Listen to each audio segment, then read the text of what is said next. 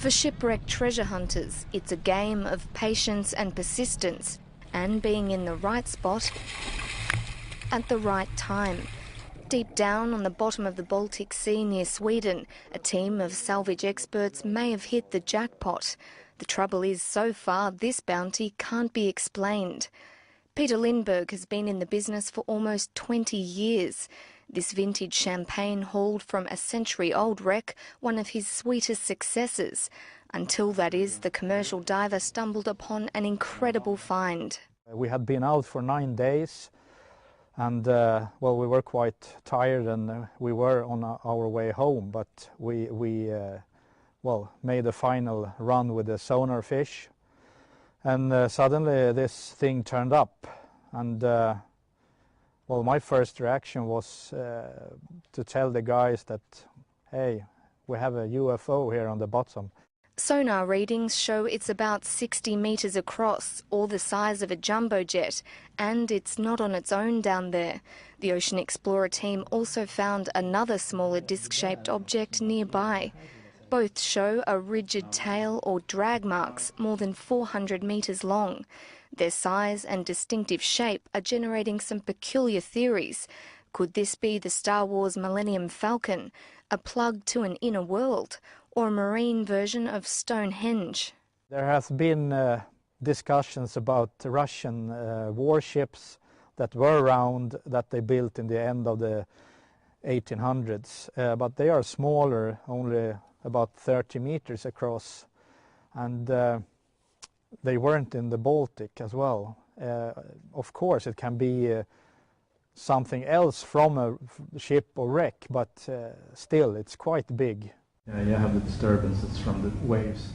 The head of archaeology at Sweden's Maritime Museums says this type of imaging, called a side-scan sonar, doesn't always reflect what's actually on the sea floor. Varying temperature and wave conditions can result in anomalies on the images. But the intriguing dimensions of this picture are capturing his attention. It's definitely something, at least. I'm not sure that you will see very much when you go down. If it's a more natural geological formation, it might be that it's hard to see. The sediments in the area are very loose. The side-scan sonar tool sometimes goes down a little bit in soft sediments. But I'm excited. It's going to be interesting to see what it is. Andreas Olsen, who doesn't agree with treasure hunting and selling historical artefacts for profit, says the Baltic offers ideal conditions for preservation, with low salinity and no wood-boring organisms. It's helped protect many of Sweden's prized wrecks, including the 17th century warship Vasa.